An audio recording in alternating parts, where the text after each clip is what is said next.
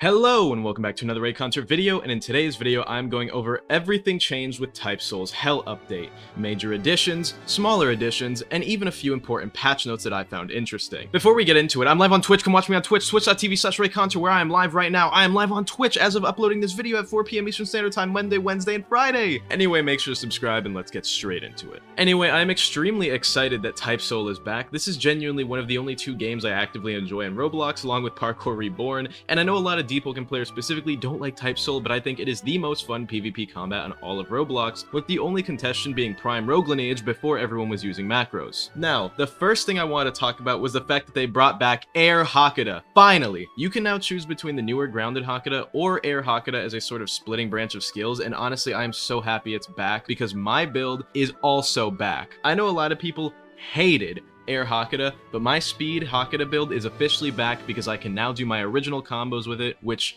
very much utilize Grimmjow crit's uplifting mechanic. Which, yeah, my entire build was essentially killed by the crit losing up tilt capabilities. Even though I was still using it and it wasn't that bad, with it back, I am going to be having quite a lot of fun. And also, big change, they reverted the parry frames back to the pre-re-release parry frames, so now the re-release original parry frames have that everyone liked more, so more consistent parries, which is cool. Now, I am happy about Air Hakata, but I'm a little bit unhappy because now I'm gonna have to remember how to parry Hakata again because I completely forgot how to parry the original Air Hakata once they removed it and replaced it with the grounded variant. But I'm so happy it's back because my build is back. Now, of course, as far as important changes go, we all know the Hellverse is here, and I'm not gonna be having a lot of clips of the Hellverse in this video because my favorite part of the update was the fact that they messed up data stores, so for various people, you might have lost different things. I didn't lose anything important except for everything in the accessories tab except for a pair of cat ears. So yeah, I lost all my accessories, so I look pretty dumb, and I've been sitting in the AFK world trying to get some stuff back. So yeah, hopefully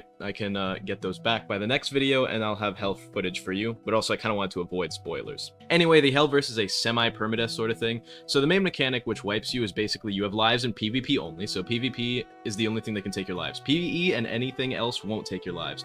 But if a player kills you, you lose lives, and you get them back for killing hell mobs. But if you're out of lives, you get stuck in purgatory where you need to beat a clone of yourself and add a clone for every time you gotta do this. It's a really interesting system because it's basically a way to lock down people's slots with the option of buying yourself out with Robux if you die too many times for being bad. So if you're poor and bad at the game, you can get stuck with a slot in purgatory forever because you're poor and bad at the game, so you can't fight your way out or buy your way out. But I actually like this system, and it is really forgiving. I'm not going to cover the Hellverse too in depth here to avoid spoilers for the people who want to play it blind, so don't worry, but so far it is really cool, and it shows how the devs are trying to integrate way more PvE into the game in a good way, not just the boss raid arenas.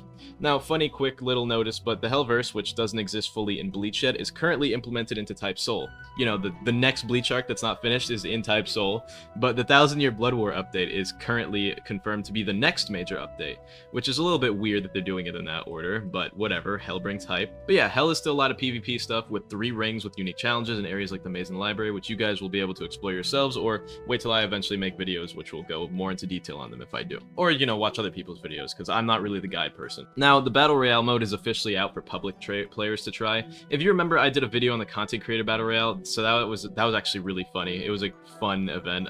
But now it is officially available for everyone to play on their own, so if you like that, it's cool.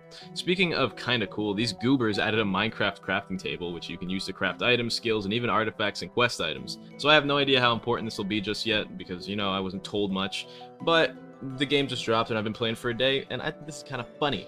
Now, all the previously 3 existing races have gotten nerfed, which I'll cover in a second, but Reiatsu region is finally gone. Oh my god, they have gone back to old Type Soul where Reiatsu is standardized. You should not really be running out of Reiatsu that much in a 1v1. Finally, it was so bad playing before when you'd be in a regular 1v1 that would just come down to who had more Reiatsu, but no, they standardized it. They removed basically every Reiatsu buff, and now every race will always have the same Reiatsu. Good. Finally, that was all that mattered. I didn't care about the health values. I don't get hit anyway. No, I'm joking. Look, farming PvE stuff for Reiatsu regen sucked, and I'm happy they're doing this, but as far as unique race nerfs, Quincy's can no longer heal from Let's, and they can't use both Let's and Cybernetics with their Let's Steal anymore. Which is good, honestly, because it was basically giving them 3 extra moves instead of the 2 that they were supposed to have. So they either have the Cybernetics or Let's Steal. They can't have both. Along with that, Visor got a healing nerf, but Arankars received received the absolute hardest nerf, getting put back down to 1 partial res move, which if you've been playing long enough, on Type Soul's initial release, you'll remember Arankars had 1 partial move, but then got buffed to 2.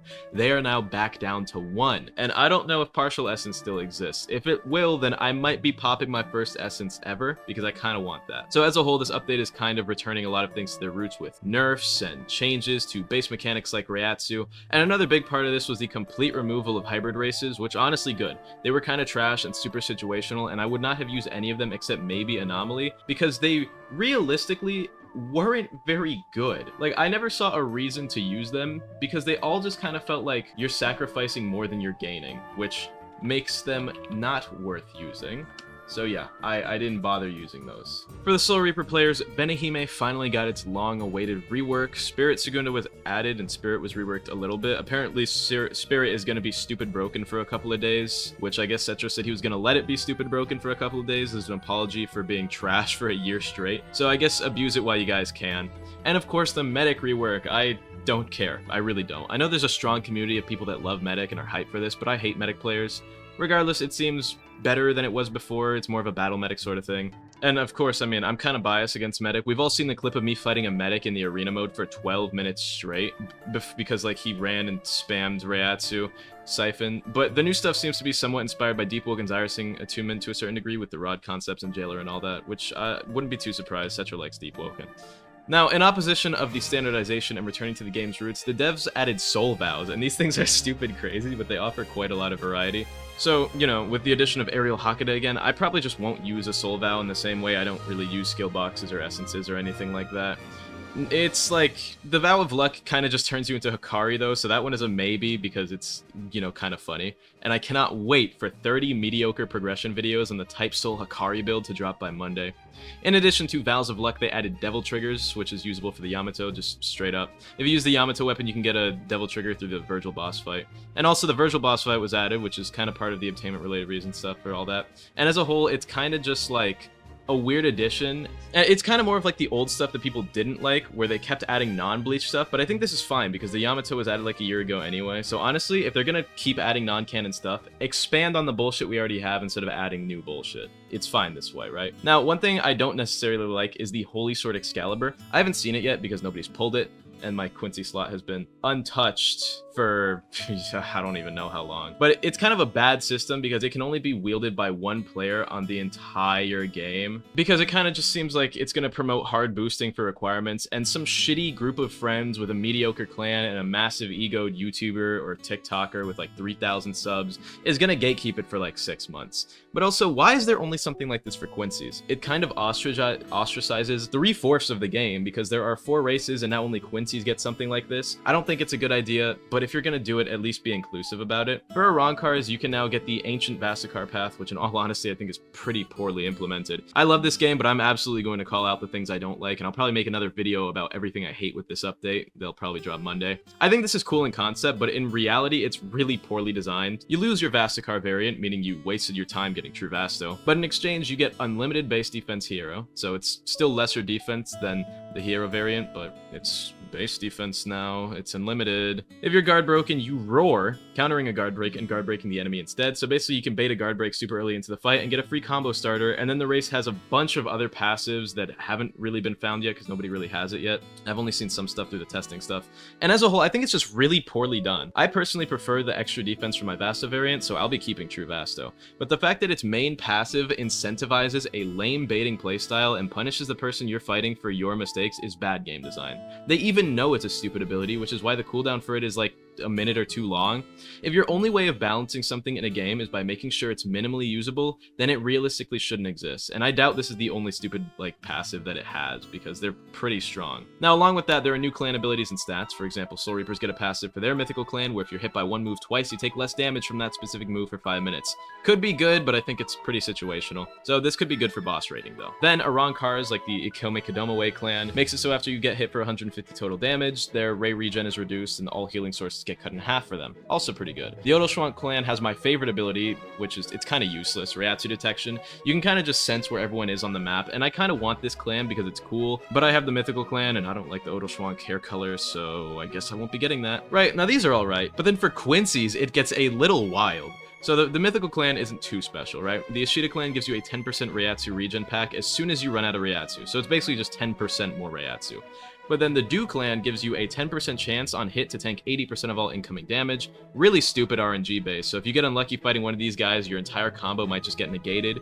And you might say it's improbable, but with how many people have this clan and how many people play Quincy, at some point, someone's gonna just get completely fucked over by this proccing like 8 times in a row, right? And then Valkyrie gets a new passive where they get 50% defense penetration below 50% health, which is crazy high penetration. And then they get 5% more defense when below 50% Reiatsu. And the Quincy clans are just really strong. And the crazy thing is most of these are just legendary clans, not mythical. The mythical one is the one that gives you the Reiatsu pack, and then that's not it for crazy clan buffs, because from here, for Quincy's, Park just gets to refresh one skill randomly every 3 skills used. So you can potentially get a weird refresh on a skill and combo string off the same move twice in one combo, which Park that is crazy. Getting one random refresh every 3 moves you use, you could just spam stuff out with Quincy Keto and then keep on spamming. And then Lavar is the craziest anti-gank clan ever. It's very situational. A lot of people aren't going to think it's as good as I do. It makes it so when you die, nobody gets a health pack, but also the more non-ally combat tags you have on you, the more defense you get. What were they smoking when they made the Quincy clan buffs?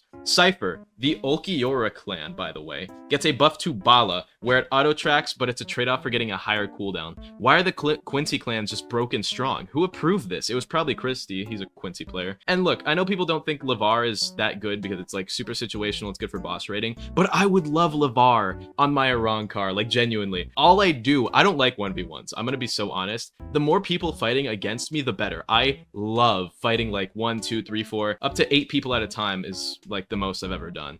And I love getting ganked. Jump me. If you see me in game, if you don't want to say hi, if you're a hater, feel free to jump me. I love the adrenaline, right? It's so much fun, and I wish I had this clan, but sadly I'm not a Quincy player. Now, this entire thing, the Quincy clans are super overtuned, but whatever, right? They added true forms, they're just domain expansions, right? So if 2 people do it at the same time, it's a clash. Winner of the clash gets their true form, Sklave Rai, true Segunda Etapa, and whatever, the true Bankai, that's what it is, right? So Soul Reapers get barrier-based domains, Reaconteurs get barrier-less domains, and Quincy's get gimmick-based domains with prerequisites that change fight conditions, and they're generally considered the strongest by most people. So if you know anything about Jujutsu Kaisen, that made sense to you. If you don't, basically the Soul Reapers get barrier-based domains, so it's kind of like an entrapment zone where they have the advantage in whatever fight. Reaconteurs get barrier-less domains where you could run out of it, but it's probably going to be stronger than the barriered ones. So yeah, you can counter it by getting out of it, but they can kind of just camp in it, right? And Quincy's are going to get gimmick-based stuff, so it's probably going to be barrierless or barrier, but then they'll have like random passives or like prerequisites that they have to meet in order to debuff you or buff themselves. But yeah, it's pretty cool. So that's really it. Everything else added goes into spoiler territory, or I haven't found it all yet. I'll be making more videos because I absolutely love Type Soul. Anyway, I hope you all enjoyed. Make sure to subscribe. Shout out to YouTube members Green, Brick, Goopka, Highcard, and Drizzy Drake fan. Check out the live channel, which I upload non-Roblox stuff over there. Well, not non-Roblox, there's some Roblox in there, but it's non-Deep Woke and non-Type Soul, non-main content stuff that I stream, right? I love you all. Have an amazing day, and goodbye.